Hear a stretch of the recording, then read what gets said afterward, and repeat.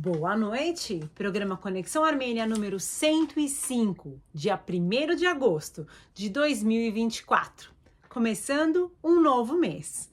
Assim, nós começamos também um novo programa cheio de cultura, tradição, história, atualidades e novidades sobre a Armênia. Para começar o programa de hoje, nós vamos trazer para vocês um videoclipe que mostra um instrumento típico armênio chamado dhol.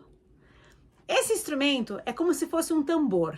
Tocando este tambor, nós despertamos as nossas sensações de raízes e de pura tradição. Arsem Manukyan com esta música que mostra os tons do verão na Armênia.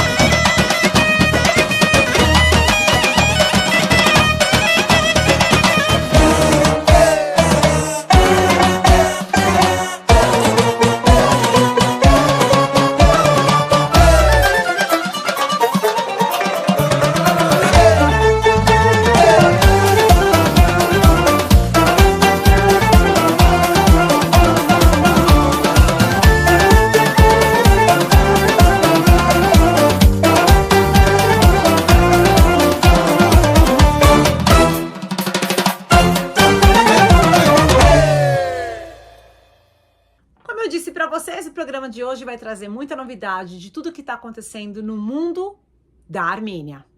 Então, quero mostrar para vocês um vídeo que eu me deparei essa semana que achei muito curioso. Fico feliz de saber que a indústria têxtil está crescendo tanto na Armênia desta forma. Conheçam só a Biocotton.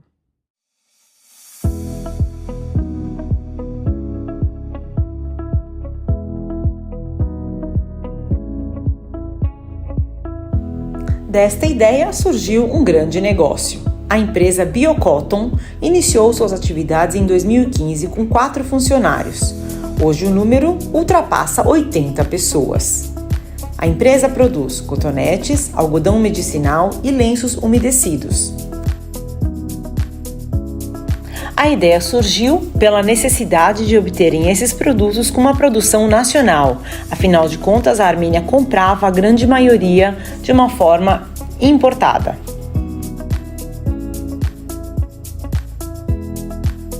De início, as dificuldades foram muitas.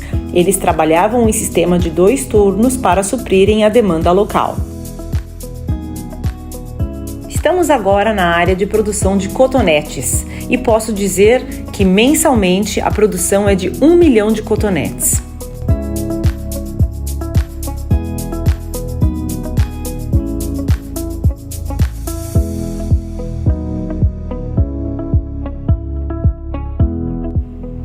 A produção passa por um ciclo fechado, ou seja, todos os insumos são produzidos na fábrica, o que ajuda a garantir uma alta qualidade dos seus produtos. Aqui se fazem os plásticos do cotonete. Utilizando plasma, eles são fabricados no local e depois viram os cotonetes. Em 2022, eles expandiram e começaram a produção de lenços umedecidos.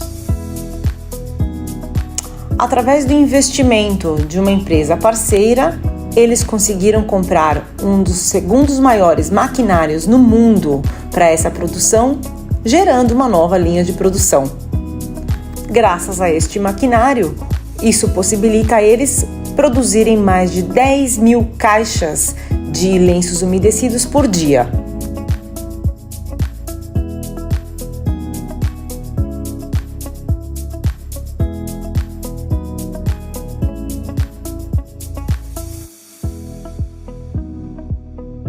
Hoje, é a Armênia que exporta 60% de seus produtos para a Geórgia e a Rússia, e a empresa planeja entrar no mercado europeu.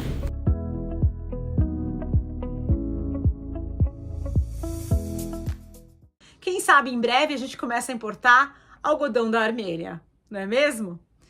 Mas, além disso, toda a parte de novas tecnologias, formas de trabalho, espaços de coworking também estão crescendo muito na Armênia, porque a Armênia é um país que tem diversas startups da área de tecnologia. E vocês sabem que nesse mundo todo mundo é muito descolado, gosta de escritórios num outro formato. E aí eu vou trazer vocês para conhecerem esse lindo espaço que quando eu mudar para a Armênia, vou querer pegar minha bolsinha, meu laptop e ir trabalhar lá. Olha só. O campus de startups AI9 tem uma área de mais de 3 mil metros quadrados que foi construída em um ano.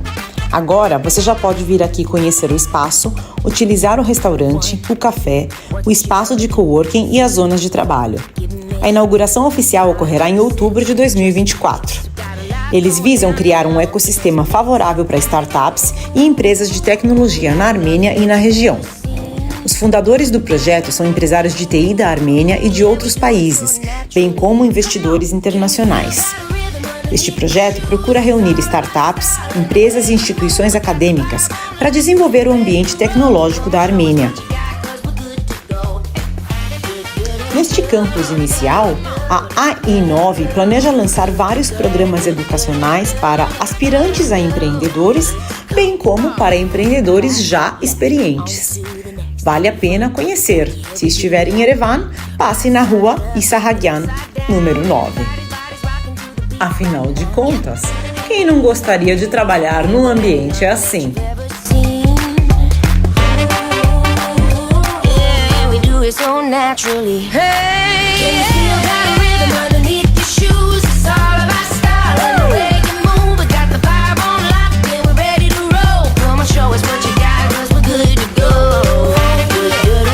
Mas, como o programa conecta o Brasil à Armênia, nós sempre trazemos para vocês um nordestino que, pasme, largou tudo, largou a vida dele aqui no Brasil, no Nordeste, o sol e o calor, e foi morar na Armênia para fazer um voluntariado, porque ele queria se dedicar a escrever um livro que ensinasse as crianças surdas a jogarem xadrez no país onde o xadrez é ensinado desde o pré-primário até o colegial.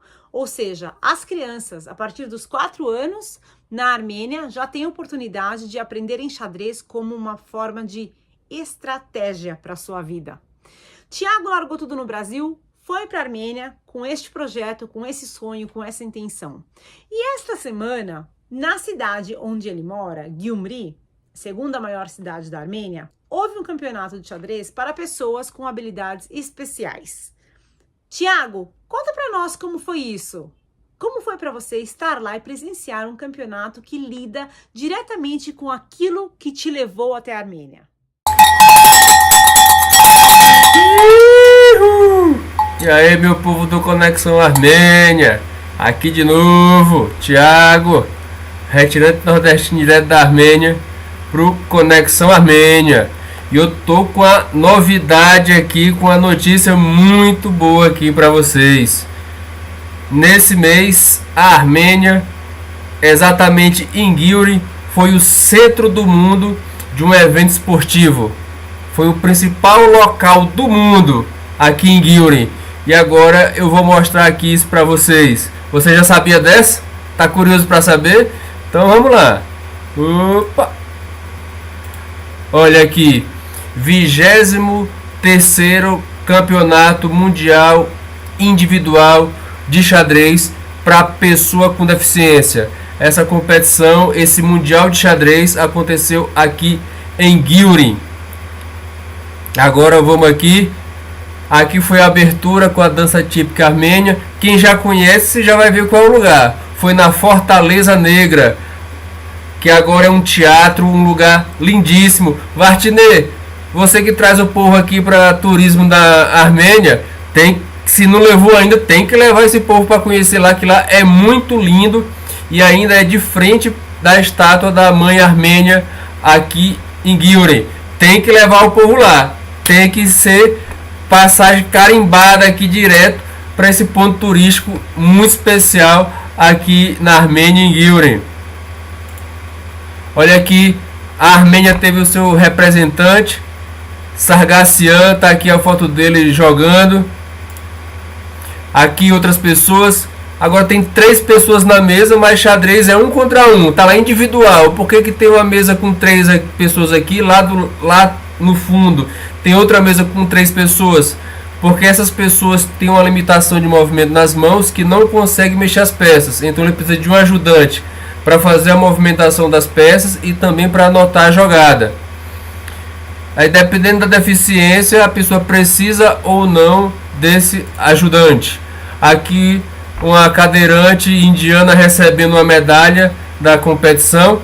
Quem está entregando aqui, se vocês não conhecem, é Ismibad Liputian. É uma lenda viva no xadrez. Se você não conhece, tem que conhecer. Ele que revolucionou e continua revolucionando o xadrez, não só na Armênia, mas no mundo inteiro, principalmente o educacional e também o xadrez para pessoas com deficiência, como vocês podem ver. Bora conhecer essa pessoa aí, que é uma pessoa muito especial, é uma lenda viva do xadrez, não só na Armênia, mas no mundo. E aqui foi um dos organizadores, a Academia de Xadrez da Armênia, X Academy of Armenia. Se você não conhece esse belo trabalho aqui na Armênia, precisa conhecer. Procura na rede social, no Facebook, que tem lá contando toda a história desse Mundial de Xadrez, que aconteceu do dia 19 ao dia 28 desse mês, aonde Gyumri foi o centro do mundo do xadrez para pessoa com deficiência. E é isso aí, Vartinê, é isso aí, meu povo do Conexão Armênia. Um cheiro para todo mundo do Retirante Nordestino. Até a próxima com mais novidade. Fui! Davi Kumruian vai falar para nós de um assunto que está muito em voga essa semana. O mundo inteiro fala disso. Adivinhem o que é? Olimpíadas.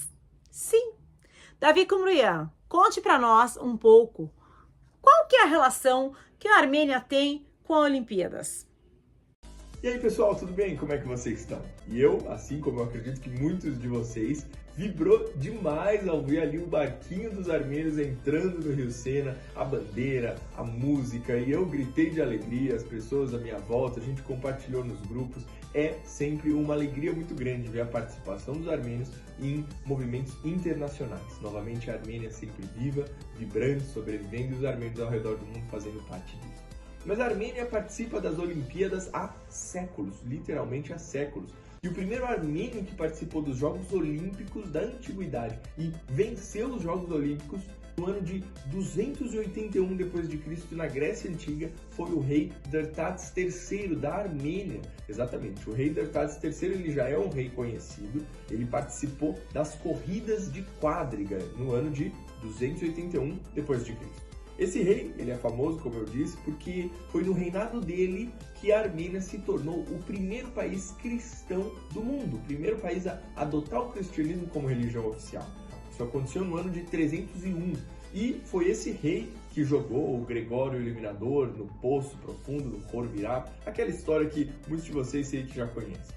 Outro rei também participou das Olimpíadas, no ano de 393 na Grécia Antiga. O rei armênio Varazdat venceu uma competição de luta livre e o seu nome foi gravado numa placa de mármore como vencedor e até hoje é possível se encontrar essa placa lá na Armênia. Esse rei Varazdat era jovem, era corajoso, era muito forte, muito habilidoso e inteligente e ele participou de vários desafios ao longo da vida. Diz a tradição que ele derrotou os lutadores de punho em Pisa. Depois ele lutou com leões em uma arena e em seguida lutou nos Jogos Olímpicos. E ele foi homenageado e os feitos que ele realizou até hoje são conhecidos como heróicos. Ele é conhecido como um grande herói. Agora, falando das Olimpíadas modernas, os primeiros armênios a participar foram os atletas Mihrit Mikayan e Varan Papazyan, que representaram o Império Otomano nos Jogos de Estocolmo de 1912. O primeiro armênio a ganhar uma medalha foi Haltayprist, filho de imigrantes armênios, que ganhou uma medalha de bronze em mergulho nos Jogos de 1920, representando os Estados Unidos. A ginasta armênia soviética Hrant Shahinian se tornou a primeira medalhista de ouro armênia nas Olimpíadas Modernas de 1952. E muitos armênios representaram a União Soviética na época em que a Armênia fazia parte dessa república da União Soviética. E, como sempre, a Armênia cruzando séculos com muita tradição e com muita força. Eu desejo que todo esse espírito heróico se faça presente nos atuais competidores armênios e que venham muitas medalhas. Estamos aqui na torcida, nós do Conexão torcemos com vocês. Mas como se não bastasse um Davi na minha vida, agora nós temos 2 Davis no Conexão. Davi Suryan, todas as quinzenas, fala para nós sobre o mundo de esportes da Armênia. E claro que como o assunto em voga é Olimpíadas, ele vai nos falar das atualidades, como que tá o placar, como que tá o ranking, como que os armênios estão se desenvolvendo nos Jogos Olímpicos de Paris. Davi, como é que tá a situação? Conta pra nós. Fala pessoal do Conexão Armênia, aqui Davi Suryan, trazendo para vocês esse Conexão Armênia Olímpico, dando uns giros aí pelos atletas armênios que já competiram e também sobre a Armênia nos Jogos Olímpicos. A Armênia que levou 16 atletas para Paris, conquistamos 4 medalhas em Tóquio. A meta é que seja batida esse recorde não, né? Mas a última Olimpíadas que a gente teve, nenhuma medalha foi de ouro. Alguns bronzes, uma prata. A Armênia que é muito forte na luta greco-romana, ou seja, a gente tem que trazer algumas medalhas aí em Paris. Day 1 of the Olympics is in the books, and it was a busy one for Armenian athletes around the world. Vahagan and Artur Davtyan both advanced in the respective disciplines in gymnastics. Artur will compete in the vault final, and Vahagan will go for gold in the rings. Adam Krikorian coached Team USA water polo to a victory over Greece. They're going for their 4th straight gold. Another coach, Brian Gourgian, led Team Australia to a win in their opening match as well. Hadley Husisian made a great Olympic debut, winning her first match in women's fencing before getting eliminated in the following round. Mariana Sahakian's second Olympics is off to a great start. The Armenian representing Lebanon won her first table tennis match. And finally, Varsanik Manucharian competed in the 100-meter butterfly. Grande notícia que eu destaco por aqui é 2 ginastas que estão nas finais, conseguiram na classificação. Começo por Artur Davtyan. No salto, que conseguiu 14.666 pontos, terminou na 7ª colocação, um ginasta que já conseguiu trazer medalha nos Jogos de Tóquio, a medalha de bronze, e agora disputa as finais no dia 3 de agosto, no salto, né? No cavalo, passa, faz o salto, é bem interessante na ginástica artística masculina. Outro ginasta é o Vahagan Davitian, que também não é no salto, mas também é na ginástica artística. Ele teve 14.733 pontos, bicampeão europeu, tem sua história em Copas do Mundo, mundiais e também disputas finais, porém dessa vez nas argolas. Para quem vai se lembrar mais, está mais ligado nos Jogos Olímpicos, a argola é onde o brasileiro Arthur Zanetti já foi ouro no Rio de Janeiro, prata também nas Olimpíadas ouro em Londres e prata nas Olimpíadas do Rio, tem sua história nas argolas, e agora o Vahagan Davitian vem para tentar buscar essa para a Armênia, também disputando as finais no dia 4 de agosto. Outros destaques, fica para a Ilmira Karapetyan no tiro, né, na carabina de ar livre. Ela ficou na 9ª colocação, 8 classificavam para a final no feminino, infelizmente não conseguiu a classificação. Varsenik Manoucharian, na natação, ficou na 26ª colocação entre 32 atletas. Um atleta ainda apenas de 19 anos, não conseguiu anotar seu melhor tempo. Claro, a concorrência é muito grande, a gente sabe que a Olimpíadas é o nível máximo dos atletas, então fica bastante complicado. Como eu disse, a Armênia tem 16 atletas, alguns já competiram, e é muito forte na luta, principalmente na luta greco-romana. Tem praticamente 3 atletas para competir na luta greco-romana, levantamento de peso, mas o que eu destaco aqui é no boxe. David Chaloyan, nessa última segunda-feira, conseguiu uma excelente vitória por 3-2 na decisão da arbitragem diante do Delício Zouri, Gregório Zouri, um lutador britânico, que era favorito para conseguir a vitória. Então David Chaloyan conseguiu essa vitória em cima dele, vai para as quartas de final. Passando das quartas de final nesse peso pesado, 100 kg para cima, ele consegue já a medalha de bronze, porque não tem disputa por bronze no boxe. Se você chega na semifinal, automaticamente você é bronze, ou seja, são 4 atletas no pódio, 2 bronzes, 1 prata e 1 ouro. Então o David Chaloyan pode garantir já essa medalhinha para a Armênia se passar das quartas de final. Fica aqui nossas energias positivas, também para os próximos atletas que irão participar, e toda a cobertura aqui do Conexão Armênia nesse Giro Olímpico em Paris 2024, e que a Armênia consiga trazer aí mais medalhas, pelo menos mais do que foram nas Olimpíadas de 2021, com a sigla de Tóquio 2020, que sejam aí 5 medalhas para a Armênia, que venha uma medalha de ouro, que seria muito importante, e a gente fica de olho torcendo para a Armênia nesses Jogos Olímpicos, e é claro também torcendo para o Brasil, que a coisa está complicada para o Brasil, que não está ganhando nem no Paralímpico. Que o Brasil tenha suas glórias e que a Armênia também.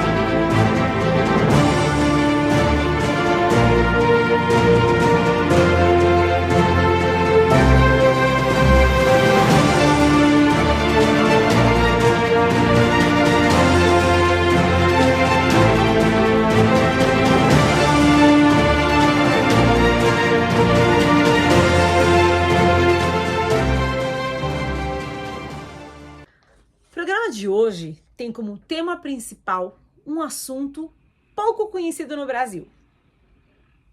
Alguém aqui já ouviu falar de São Gregório de Narek? Pois é um santo armênio que é considerado um doutor da igreja. Por que tudo isso, Vartinê? Por que o assunto hoje é esse? Porque aqui em São Paulo, neste domingo, haverá o lançamento do livro de São Gregório de Narek, traduzido para o português.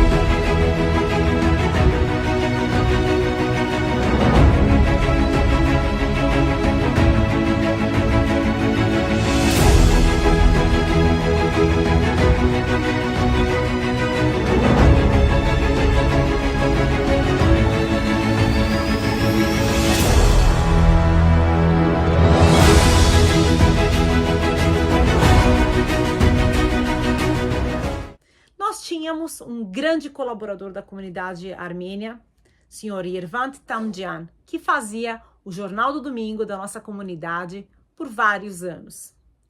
Yervant Tamjan, nascido no Egito, foi uma pessoa extremamente culta em tudo que fosse assunto ligado à armenidade. As orações de Narek são muito difíceis de serem traduzidas. Existem especialistas em Narek, pessoas, historiadores, teólogos, filósofos, que se dedicam a estudar as suas obras e a sua filosofia e forma de pensamento. Eu, particularmente, acho que as orações de Narek são muito fortes, claro que elas são muito efetivas, mas para mim, Vartinê, elas são muito pesadas. O teor delas geralmente é de autopunição e flagelo, mas também retratam com grande profundidade a dor. Ele dizia que quando as pessoas lessem orações que retratassem a dor dessa forma tão profunda, elas curariam suas próprias feridas. Então, Yervant Tamjan, membro da comunidade armênia do Brasil, foi a única pessoa capaz de traduzir este livro para o português. Ele trabalhou nessa obra, que foi encomendada por um outro grande membro colaborador da comunidade, senhor Oshin Mosditian. Ele encomendou este livro, que se chamava O Livro das Lamentações. Yervant traduziu e agora, infelizmente, os dois não estão vivos para compartilharem do lançamento deste livro, mas as suas famílias, sim. Senhora Suzy Mosditian, que é a esposa do senhor Oshin, estará lá no domingo, recepcionando vocês após a missa na Igreja Apostólica Armênia, na Avenida Santos Dumont, 55. Aguardará vocês com uma recepção para o lançamento dessa grandiosíssima obra, valiosa para a comunidade armênia do Brasil. Afinal, tudo isso, vamos conhecer quem foi Narek, São Gregório de Narek. O místico e monge do século X, Gregório de Narek, é um dos maiores santos da Igreja Armênia. Em 21 de fevereiro de 2015, o Papa Francisco declarou São Gregório como doutor da Igreja Católica, elevando-o ao seleto grupo de pensadores basilares da fé, como Santo Agostinho, São João Crisóstomo, São Tomás de Aquino, Santo Atanásio, Santo Efrém o Sírio e Santa Teresa de Ávila. Em 5 de abril de 2018, uma estátua de São Gregório foi inaugurada no Vaticano, e abençoada pelo Papa e pelos patriarcas armênios. O que levou Gregório a escrever sobre seu relacionamento com Deus e sua igreja de uma forma que falasse aos corações dos armênios e à igreja em todo o mundo? É importante iniciar lembrando que São Gregório cresceu em uma época de paz. Os reinos armênios estavam prestes a cair, mas em sua época ainda era possível ter relacionamentos calorosos com pessoas de outras religiões, sob um governo culturalmente sofisticado e relativamente estável. São Gregório cresceu ao redor do Lago Van, uma região densa com resquícios do passado mais antigo da Armênia, assim como mosteiros de vários tamanhos. Cada uma das suas paisagens áridas e deslumbrantes mantinha viva as raízes profundas dos armênios na sua terra ancestral e na sua fé cristã. A morte precoce da mãe de São Gregório mudou sua vida completamente. Com menos de 10 anos, ele foi enviado para estudar no mosteiro de Narek. Lá, ele ficou sob a proteção maternal da Mãe de Deus e de Santo Santur, a quem as igrejas do mosteiro eram dedicadas. Em uma de suas orações, ele disse ternamente: "Minha Mãe Celestial cuidou de mim como um filho, mais do que qualquer mãe terrena que pudesse ter me dado a respiração." O pai de São Gregório se tornou bispo de uma província ao sul do Lago Van. Infelizmente, esse homem gentil, culto e até um pouco pedante foi vítima da política oportunista do patriarca Católicos. A injustiça da desgraça de seu pai afligiu Gregório profundamente. Para piorar a situação, as mesmas autoridades acusaram Gregório e seu primo de heresia também. A enxurrada de palavras ofensivas foi muito dolorosa. A saúde precária crônica inibiu a vida de oração de Gregório, frustrando seu desejo de viver plenamente. Antes de perder a batalha contra sua debilidade por volta dos 50 anos, São Gregório havia experimentado toda a gama de dúvidas, amarguras, ressentimentos e ansiedade. Seu espírito foi forjado no fogo das emoções negativas, por um lado, e no fogo por amor de Deus, do outro. Sabendo como as palavras podem ferir, São Gregório escolheu criar palavras que curam. Ele disse em um de seus primeiros textos em forma de oração: se o perigo da morte cerca uma pessoa com dor física, que ela encontre a esperança da vida quando orar a ti, ó Deus, por meio deste livro. Se alguém estiver sofrendo, com o coração ferido pela incerteza, que ela seja curada por tua bondade, Senhor. Estas palavras de cura e conforto de Gregório expressaram um intenso amor por três coisas: a igreja, a liturgia e a cruz. Gregório lutou por anos para amar uma igreja da qual alguns membros, incluindo suas lideranças, agiram de maneira cruel e superficial. No entanto, as próprias falhas das autoridades da igreja fizeram com que São Gregório percebesse que ela, a igreja, é muito mais do que as pessoas que a lideram temporariamente. Em seu livro de orações, ele afirmou que a igreja é maior do que qualquer ser humano. Como uma montanha eterna, ela tem uma santidade tão grande que não sustenta nenhuma condenação, mas graciosamente perdoa aqueles que não sabem o que estão fazendo.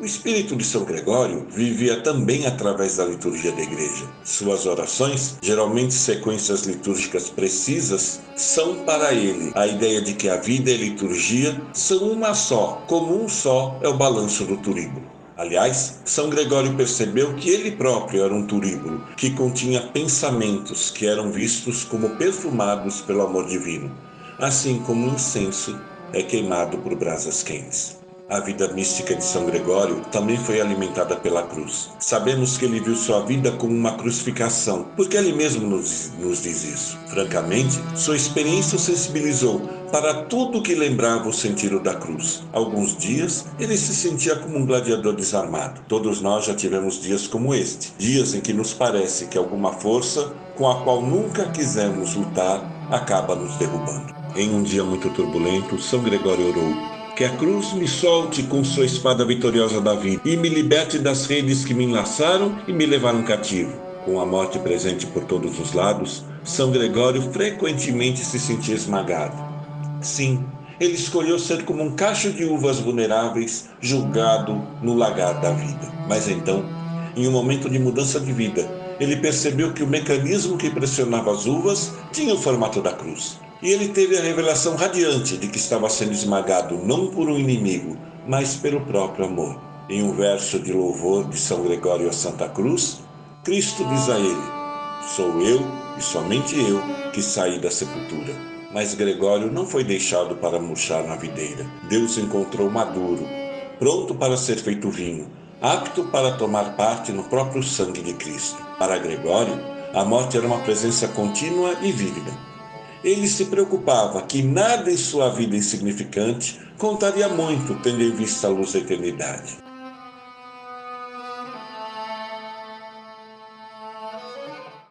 Assunto profundo. Fica a dica para vocês buscarem. Existem os livros dele no Amazon. Quem tiver interesse, souber ler inglês muito bem, pode se aproximar e tentar um tipo diferente de oração. Mas o nosso programa traz sempre variedades para vocês. Então, Marcela Susmeian vai falar de um assunto muito mais leve. Vamos ver o que a Marcela tem para nós essa semana. Oi, hoje eu tenho uma surpresinha aqui para vocês. Eu sempre crio conteúdo aqui sobre moda ou gastronomia e pela primeira vez eu preparei um conteúdo com a junção desses dois temas. Bora lá? Então, vamos juntos explorar o Christian Café, que fica em Erevan e que é muito mais do que uma simples cafeteria. Ele é o reflexo da evolução cultural e criativa da capital armênia. Com seu design inovador e um menu sofisticado que une moda e gastronomia, o Christian Café oferece uma experiência enriquecedora e estimulante. Aqui, a moda e o design se encontram de maneira única, redefinindo o conceito de cafeteria e se estabelecendo como um ponto de encontro vibrante e influente na cidade. O menu é simplesmente maravilhoso. Comece o dia com um café da manhã completo, incluindo panquecas, ovos benedict, toasts e sanduíches. Para o almoço e o jantar, já há uma variedade de entradas, massas, pizzas, frango, salmão. Mas, literalmente, a cereja do bolo são as sobremesas, que são verdadeiras obras de arte e são inspiradas em grifes renomadas como Louis Vuitton, Valentino e Christian Dior. Só para vocês sentirem o gostinho, aqui nós temos o Christian Dior, que é um bolo em formato de vestido, inspirado no famoso vestido Junon de 1949, da alta costura. Tem sabor de maracujá, manga, pistache e biscoito crocante. Agora temos um Valentino, que é um doce em formato de frasco de perfume inspirado na fragrância Donna Born in Roma. Ele tem sabores de rosa, lichia, framboesa e coco. Um Moschino, que é um bolo no formato da palavra love, inspirado no rótulo Love Moschino. Tem sabores de framboesa, brownie, nozes e crocante. E é claro que não podia faltar o Chanel, que é uma sobremesa inspirada no vestido da coleção Wedding Bliss de Karl Lagerfeld. E tem sabores de jasmim, amêndoa e baunilha. Me disse, é ou não é o lugar perfeito para se ler uma Vogue e admirar essas obras de arte gastronômicas? E não podemos nos esquecer dos cafés. Além dos tradicionais, eles oferecem criações exclusivas, como cafés com caramelo salgado, pumpkin spice, matchas, frappuccinos e milkshakes. Em um cenário cultural em constante evolução, o Christian Café se destaca como um símbolo de inovação e criatividade, oferecendo uma experiência única e multidisciplinar que transcende as fronteiras tradicionais de uma cafeteria. Espero que vocês tenham gostado da nossa visita ao Christian Café. Olha, um grande beijo. Tchau!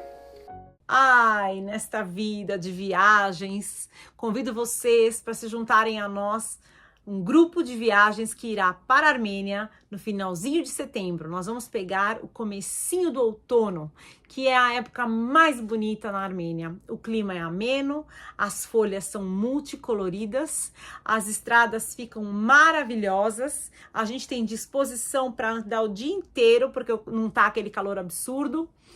E essa viagem foi especialmente planejada a dedo. Eu escolhi os melhores locais turísticos, tanto aqueles que são conhecidos, como aqueles que muita gente nunca foi. Então, se você se aventura a se juntar a mim nessa viagem, liga aqui embaixo, pega as informações, a gente está na reta final, falta mais um mês para encerramento das reservas e a gente... Depois disso, é só fazer a mala. Vamos comigo para a Armênia. Mas, já que a gente fala tanto de viagem, no programa anterior eu mostrei para vocês que o Marcelo Thiago, professor de história que colabora com a gente aqui no programa, visitou Portugal. Ele foi, passeou, mostrou o museu do Calouste Gulbenkian, onde existem obras valiosíssimas de acervos que falam sobre a Armênia e registram a nossa história de uma forma inesquecível. Ele saiu do museu e foi dar uma voltinha na rua da frente. Para finalizar com chave de ouro, ele descobriu um restaurante de comida armênia, que é o restaurante Ararat. Em Portugal, Ararat. Então, vamos ver o que o Marcelo descobriu nesse restaurante, se vale a pena ir para lá, dar uma passadinha, bater os tamancos portugueses e experimentar a culinária armênia em Lisboa. Marcelo, mostra seu prato para mim. Belo passeio por um museu armênio, nada melhor do que um restaurante armênio, restaurante Ararat, né? Situado aqui bem próximo ao museu, o restaurante Ararat é o restaurante de cozinha armênia, né? O cardápio é fantástico, já começa diferenciado, então é toda uma relação com a cultura armênia, falando de Portugal, e depois o cardápio é um verdadeiro show, né? Reparem só as entradas já dá água na boca. Eu pedi 2 aqui que o garçom aqui me recomendou e já eu vou provar, né? Ah, tá chegando o vinho aqui, olha, o vinho da Armênia, é um vinho de romã, né? Que ele está aqui pondo para mim, né? Olha só, já tô com água na boca. Deixa eu provar um pouquinho aqui. Delicioso, nunca havia provado igual. Então, seu nome é? Said. Said. Você é armênio? Não, eu sou marroquino. Ah, ok.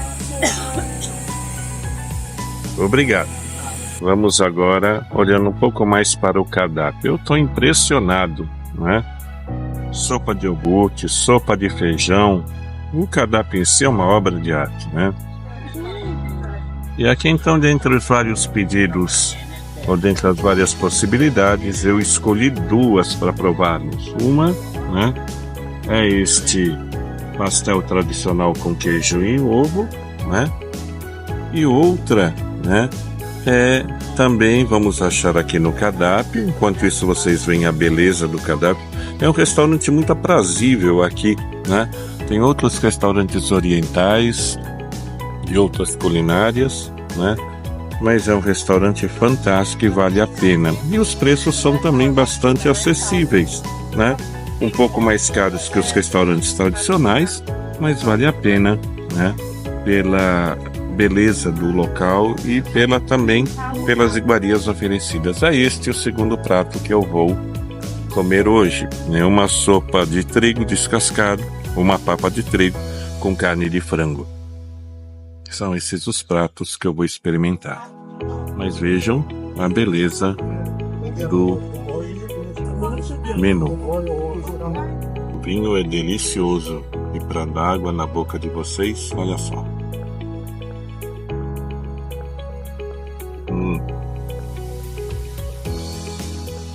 Eu nunca havia tomado, de fato, esse gosto bem suave de romã, um vinho adocicado.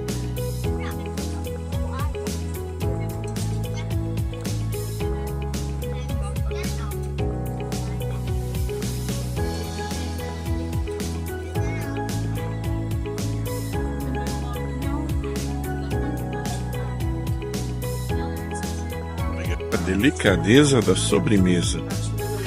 É um bolo de mel tradicional armênio. Mas vejam os detalhes, a riqueza dos detalhes, né? A preciosidade de tudo. O tratamento é fantástico. Você se sente muito bem acolhido no restaurante Ararat, aqui em Lisboa. Eu recomendo de verdade.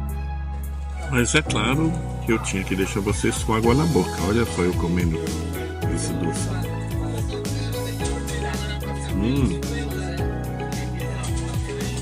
Delicioso. Vou falar de boca cheia, mas é incrível. É muito sofisticado e uma delícia. Olha, vale toda a experiência gastronômica. É uma hora muito bem passada em Lisboa, parecendo que você está na Armênia. Restaurante Ararat. Recomendo.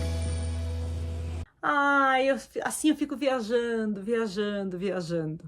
Mas, infelizmente, mais um programa Conexão Armênia chegou ao fim. E, para a gente deixar vocês com um gostinho de quero mais, vou pedir para vocês deixarem o seu like, ativarem a notificação, para que daqui 15 dias você fique sabendo quando a gente entrar no ar. O programa Conexão Armênia não é apenas um programa de YouTube, mas também um programa de televisão. Vamos ao ar pela rede Connect TV em mais de 300 canais por todo o Brasil. Junte seu nome ao programa, traga sua marca e anuncie aqui, porque é um anúncio barato e leva você até a televisão em rede nacional. Então, deixo aqui para vocês um beijinho, um batik, como se diz em armênio, um kisher pari, que é uma boa noite. E vamos finalizar com esse vídeo que mostra como o soldado armênio é recepcionado quando ele volta para casa. Kisher pari.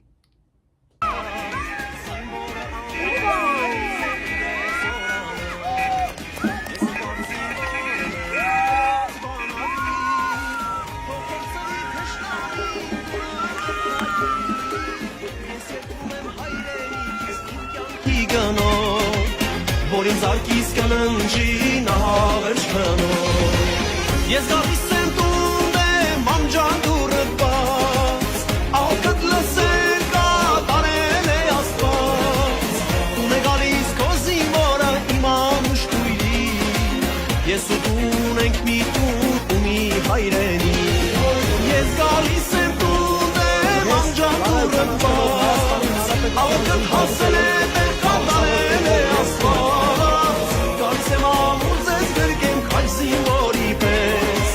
Պաշտպանն ու պահապան ենք հայոց բանակն ու ես